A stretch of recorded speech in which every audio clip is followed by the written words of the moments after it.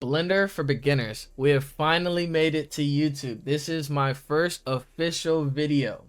Okay. I know this isn't my first official video, but I promise I'm going to finish the part 2 for that character creation video right after this one. But let's get back on track.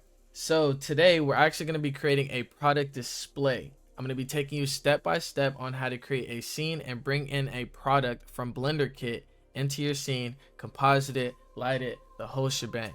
Now I do want to say, I'm going to assume that everyone who is trying to get into product animation or product visualization has a slight understanding of how to move around in the viewport, scale things up, add your objects and your cameras into the scene. So I'm not going to be going over every single click that I make.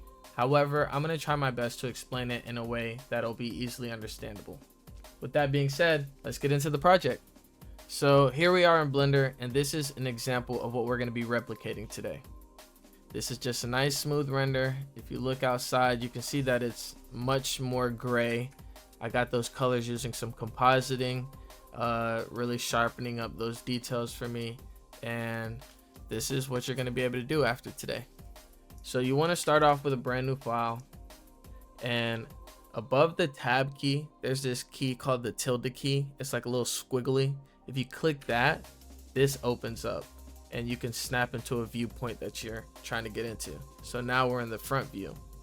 So I'm going to shift A and then go to mesh, and then I'm going to add a plane. Now I'm in the viewport looking at my plane. First thing I want to do is open up this tab, go to the modifiers panel, and I'm going to click add modifier. Now I'm going to look up displace. Once you do that, you'll notice that it might move your object. It's okay. So you want to go into edit mode, right click, go to subdivide, open up this tab right here, and give it about maybe 30. Yeah, we'll do 30. And then in my displace modifier over here, I'm gonna click new. Once I do that, you're gonna notice it's moving still. It's fine, just ignore it. And next to the X is this tab, which takes you into the texture tab. Once you click that, you'll see the type. For type, you want to go down to Voronoi. And now you're gonna notice you're getting something crazy. Yeah, you want to go back to your modifiers tab, and under strength, while holding shift, move that and just adjust it. You hold shift so that it's a slight adjustment. Otherwise, it would look like this, and you'd have to really move your mouse slowly. So yeah, holding shift helps you kind of like slightly adjust those factors. Now I like how this is looking. Within your texture tab, you can still adjust these factors, like the intensity of it, the size. Maybe you want more, maybe you want less. I kind of want less, or something like that. I kind of want this to look like a fluid, a body of water, basically. Maybe put that intensity up, kind of like some waves crashed. Now I'm going to go back into my modifiers tab, and if you click Control 1, you will add a subdivision. Now there's no difference from doing that and clicking here and going and selecting your subdivision. This is where all your modifiers will be. This is just a shortcut, which I think is pretty useful. Now right click and then shade smooth.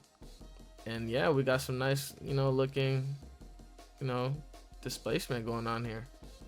The next thing I'm going to do is click that tilde key again and go into front view, zoom in, move my camera up like this, and I'm going to go to shift A again, and this time I'm going to add a UV sphere.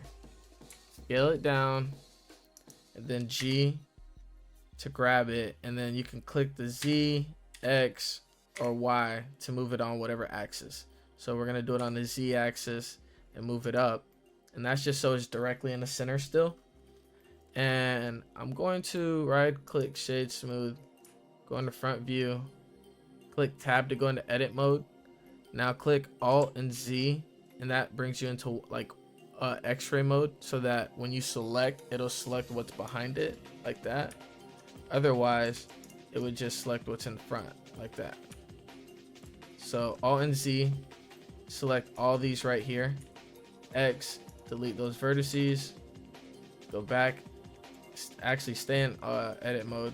Click 2 for edge select. So you can either select the vertex, you can select the edge, or you can select the faces, and that's just 1, 2, or 3 while in edit mode. So we're gonna go to 2 for edge select, and while holding shift and alt, I'm gonna select 1, and it's gonna select the whole edge. And now I'm gonna click F for a fill, and you'll see that it's there. But you'll notice that my object kind of looks a little ratchet right now, a little weird. So I'm gonna go into tab, and on this line I'm gonna click Control B, that's to bevel, and then I'm gonna scroll up to get some more lines there. That's basically adding more topology. Remember that word, not for this video, but topology is going to be very important in Blender. And now you see that it just kind of looks a little bit better. Added another subdivision just to smooth that up a little bit more, and now we have that. I might make this a little bit bigger, move that up.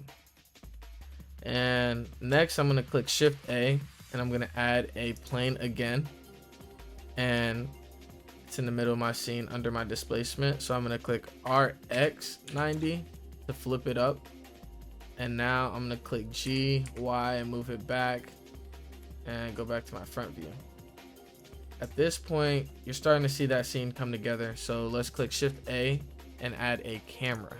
Now we're going to G, Y, move our camera back, and then that tilde key and go to camera view. Move this up, move this forward a little bit, probably like right, actually not forward, just move it around until you like it. I'm gonna change the resolution size of my camera as well, 1080 by 1080. Move that in right there, bring that a little bit closer. So I'm just clicking G and Y and moving that closer like that. Make this a little bit bigger, taller. Actually just move it up. And now that I have my scene set up the way I want, all I just did there was move everything to fit my camera view. You want to click on your camera's border if you can. If not, just go to your scene collection up here and click camera, and go into the camera data settings right here, and you want to click on viewport display, and then at pass part out, you can actually put that up and darken everything outside. So now this kind of helps your eye adjust to what you're actually creating. So over here in the corner I can see the body of water is actually ending right there. So now I can size this up until it covers all of that. And my plane, I want to actually move it all the way off of my displaced plane. And now we have the basis of the scene basically. I might make this a little bit larger and move it up, and yeah, we basically have the scene right now. All right, before we move any further, open up your internet browser, go to blenderkit.com, click download BlenderKit, and then actually download it. And once you do that, follow these instructions of going to your preferences, going to your add-ons, and then locating that add-on that you just downloaded, and then enabling it so you can use it. And then once you do that, it'll actually have a tutorial video that you can watch in your viewport. And I'm gonna go over it again with you, using it to add a product into our scene. So you better learn it. BlenderKit is an amazing add-on. It basically has a bunch of assets that you can just use, whether it's these random rocks that for some reason is popping up, or these characters, or you know, these flags, anything. You can look up car, boom, cars are popping up. I'm subscribed, so I have unlimited access. But even if you're not subscribed, you still have access to a lot. But we're also going to use this because it has an HDRI section. If you don't know what an HDRI is, an HDRI is basically a world lighting for your render. So yes, you can use this to get an HDRI, and we're actually going to use that for our scene today. And now for my HDRI, we're going to look up, I typed in studio light, and I'm just gonna pick which one I think looks best. I like this one, it has some color to it. And all I did was click it and it applied it. I want to show you something as well. In this world tab, you're able to control the amount of lighting, but also in the shading tab, if you go to the mapping, so this is just the nodes of what's actually happening with the HDRI, how it's actually being shown. And you can touch up like the rotation and stuff, and you can get your lighting to look differently or bring out, you know, more details in your render. Get the shadows to hit differently if you'd like. So I like to just mess around with it, see what I get. You know, I like to think that when you get something that looks good, you'll just kind of know. And everything might look weird right now because it doesn't actually have a material. So for this ground, I'm gonna click it and I'm gonna add a new material. I'm gonna go to surface and click the principal BSDF, and I'm gonna select a glass BSDF, and you'll notice a slight difference. I'm gonna put the roughness down a little bit, then maybe just select a bluer hue and then make that darker. And between this and the rest of it, this is where I'll start kind of moving this around more now that I can see how it's really reflecting. I don't want the shadows on the back, but I kind of just want it to look better than what it's looking now. And I think I'm only in Eevee right now, so we could go to cycles, but I'd like to challenge myself and stay in Eevee. Yeah, so I kind of got that looking nice, and I know this isn't looking how you want it to yet, and that's because you can actually start adding some lights if you want. And I don't want the light to be too big, but I kind of want it to, like, yeah, give some shadow, some depth to that. So before it was like this just on the top, I moved it up, and now it kind of is like hitting right here. And maybe move them both up so they're far back. Maybe move them up a little bit. That's the first light. You can add another light, bring it up, move it to the side, move that up. A light hitting this direction, maybe that's hitting very brightly. Maybe all the lights coming from one side. Shift D, and I just duplicated and moved that over here. Oh, and something that I didn't mention is if you click Shift T with your light, you can control where you're actually pointing it. And now we're starting to get a nice scene here. Now we're actually starting to see something. The last step, which is gonna make such a big difference, is you're gonna click that back plane. And once you do that, you're gonna go back into shading. Now you're gonna notice that you're still getting the old nodes from the world tab, and that's because you have to switch back to object. So I'm gonna click new. You have a principal BSDF. I'm gonna Shift A and add a color ramp and collect that and connect that color. And now I'm gonna grab this factor, move it over here, and I'm going to look up a gradient texture, and I'm gonna select color, and that's just the connection. And then you want to add a mapping, and then a texture coordinate, and set it to object.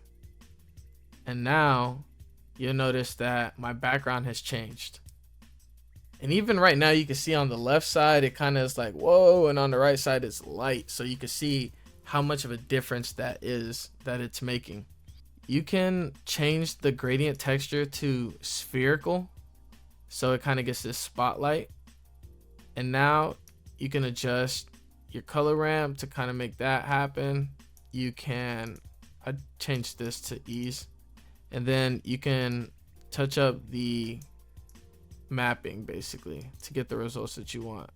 So for the scaling, I'm gonna scale this up a little bit so it's like that, and then you can touch up the location of it as well, and then still keep adjusting those values. Now you see you kind of have something better, something that's not so bland and taking away all the attention. So now you can kind of focus on the product more, and you know, you can still go in and adjust those other factors if you'd like. Now we have this, and I know we're still not there yet, but don't worry. We're gonna go into our compositing tab, we're gonna click use nodes, and then if you put your mouse right here until you see this plus sign, you can grab that and move it right there, and that'll open a new tab. I'm gonna switch this by clicking this button right here to the 3D viewport. Go into my camera view so I can see it rendered, but I'm gonna click this drop down and I'm gonna click camera, and that's basically so that while you're in your camera you can see your compositor, and you can turn it to always, so even if you're in your camera or not, you'll still see the same results. But I like to kind of look back and forth, so I leave it on camera so that if I do move out, I can see what adjustments I still need to make. So in my compositing side over here, I'm gonna click Shift and A, click search, and I'm going to click or look up hue and saturation / value. Gonna put that right here. So this basically allows you to kind of touch up those colors a little bit. I like to think of this kind of like color grading. So for me, I'm gonna turn saturation up and down until I see something I like. I like this green right here versus that. See, so much more color. I'm gonna click my sphere, my bottle, and actually move it closer to my camera. So if I'm gonna do that, I have to remember my lights as well. Every light, since it's the main focus. Now I'm gonna Shift A, and now I'm going to add a glare, and I'm gonna drop that right here. And you can already see that something is already starting to happen where the lights are hitting, it's kind of like shining. I'm gonna click streaks, and I'm gonna go to bloom, and honestly that looks really good right there. And now after the glare, I'm actually gonna do one more, actually two more. I'm going to add a lens distortion, and with the lens distortion you can actually touch up the dispersion, which is the bottom value, and you'll notice that your image kind of, you see it stretches the colors a little bit. So I like to slightly touch this, just move it up a little bit and kind of see what it does. Just something slight that adds some more depth to it. And then for the distortion, you can touch that up and it'll kind of like, you know, like morph this a little bit. So I'm actually gonna do it so that that middle kind of pops out a little bit more. You could get like a fishbowl look doing this, but I'm gonna do it right there. The last node is going to be a color correction node. Actually, no, it's a color balance node. Put that in the middle. I want to say that this lift, this gamma, this gain, you kind of just want to move them around to see what parts of your photo they like really exaggerate. I put this down. Maybe like lift out the blues, but also lift out the green from this. Put that down, and then the gain. So I had this, or I have that. So I feel like this kind of like brings the world together. Oh, and you can already see the difference right here. This is with the compositor off. That's on. Off, on, off, on. I'm gonna click my camera in my scene collection, and then I'm gonna go to depth of field and enable that. And immediately you're gonna notice everything disappeared. After enabling the depth of field, you wanna Shift A, go to empty, and add a, I'm gonna do a cube. Scale that down until it just about like covers the area you want the focus to be. So I'm gonna even do it even smaller, make it take the shape of my bottle, and then I'm going to select that for my focus. So select my empty, and now you'll see that only what's inside of my empty is being focused on. So everything else gets kind of like this depth of field, this blur, and so you can see the main focus. And the compositor, if you click jitter, it'll kind of add some noise to the whole thing, which I kind of like a little bit. I'm gonna show you one last trick that's really gonna bring those details out. With my sphere selected, if I go to my shading tab, zoom in, obviously my compositor is off right now. I'm going to click Shift A, and I'm going to add a bump node, and I'm going to connect this normal to here, pull my height, and I'm going to add a color ramp here, and then pull the factor, and I'm going to add a noise texture. And so this bump node is basically going to lift up the texture of the noise and give me kind of like some depth and some details. So I'm gonna increase my scale, and then you can start to zoom in. If you press period on your numpad, it'll like focus on whatever you have selected. Now I'm gonna turn the strength down of my bump node so it's not as like strong as it looks right here. You can turn it down quite a bit, and now you see it's kind of like it has a texture of something, like some kind of rock, granite, or I don't know textures. And that just added a whole new touch to it. I think I like how this looks. It's simple, it's nothing too crazy, but you know, it gets the job done. Now all that's left to do is to actually just render this out. So as you saw there, when it's rendering, it's gonna render it out normally at first, and then it's gonna apply those compositing settings on afterwards. But yeah, here we go. Here's our render. I think this looks pretty darn good if you ask me. Yep. Hopefully at the end of this video you guys are satisfied with the results of the project and that it was easy to follow along with. If you stuck it out and you made it to the end, congratulations. I also hope that this has been helpful in your Blender journey. Thank you for watching.